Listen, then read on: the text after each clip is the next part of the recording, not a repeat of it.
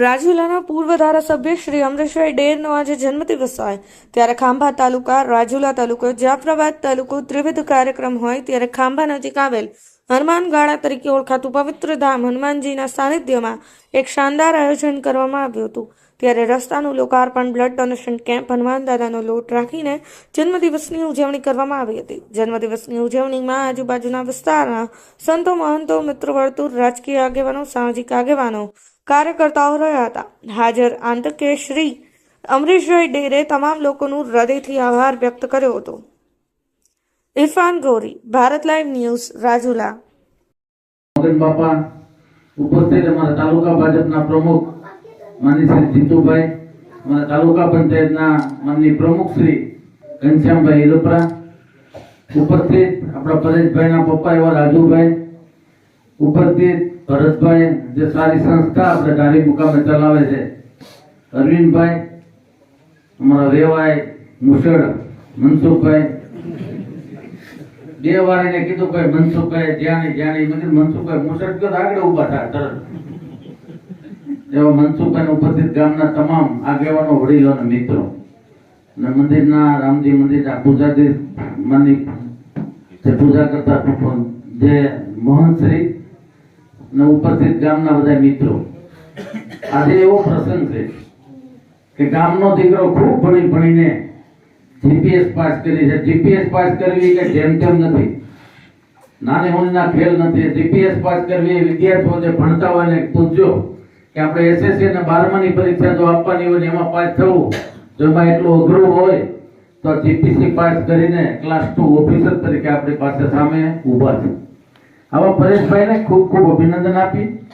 રામજી મંદિરમાં રામચંદ્રજી ભગવાનને કહે કે હજી 2-4 વર્ષ મહેનત કરી અને ક્લાસ 1 ઓફિસર બને એવી ભગવાન પાસે પ્રાર્થના કરી।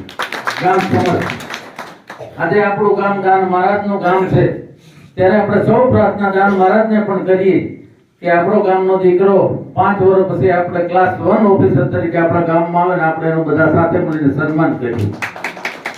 આજે ખૂબ મહેનત કરી, રાત દિવસ મહેનત કરી, સીધા સાધા એક ગરીબ પરિવારમાંથી અનુકૂળતા હોય કે ન હોય, પૈસા હોય કે ન હોય, પણ મહેનત કરીને જ્યારે જીપીએસસી પાસ કરીને જ્યારે ક્લાસ 2 ઓફિસર તરીકે આપણી સામે આવ્યા છે ત્યારે એને ખૂબ અભિનંદન આપી માં ખોડલને ખૂબ આગળ વધવાની શક્તિ આપે એવી માં ખોડલ પાસે પ્રાર્થના કરી।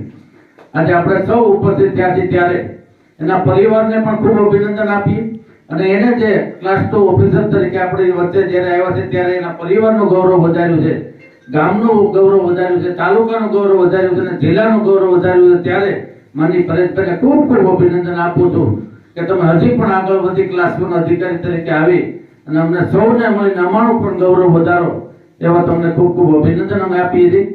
આજે સૌ પધાર્યા ત્યારે સૌ બધા આગેવાનો, ગામના તમામ આગેવાનો, વડીલો, મિત્રો અને યુવાનો બધાને ખૂબ અભિનંદન। આ જે કાર્ય ગોઠવું છે એવા 2 કાળુભાઈ હોય, બીજું કોઈ ન હોય, એને પણ ખૂબ અભિનંદન દિલથી આપું છું, કારણ કે આ કાર્ય ગોઠવવું એ કોઈ વ્યક્તિ દિલથી જેને માનતા હોય ને એ લોકો આ કાર્ય ગોઠવી શકે।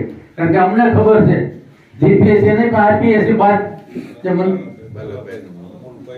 મોરભાઈમાં બાલાભાઈ ગયો ને, બાલાભાઈના મિત્ર હોય છે એટલે બાલાભાઈ જે ગોઠવું છે એ બદલ બાલાભાઈને પણ ખૂબ અભિનંદન આપું છું।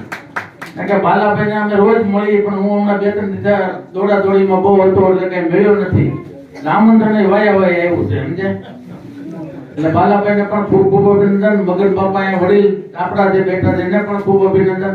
પણ ગામ સમસ્ત જ્યારે ગોઠવાનું ત્યારે આખા ગામને પણ ખૂબ અભિનંદન આપું છું કે આ વિદ્યાર્થીનું તમે અત્યારે આઈપીએસ ક્લાસ 2 ઓફિસર તરીકે આવ્યા છે ત્યારે એનું સન્માન કર્યું, ત્યારે આખા ગામને ખૂબ અભિનંદન આપી વેરમું છું। વંદે માતરમ।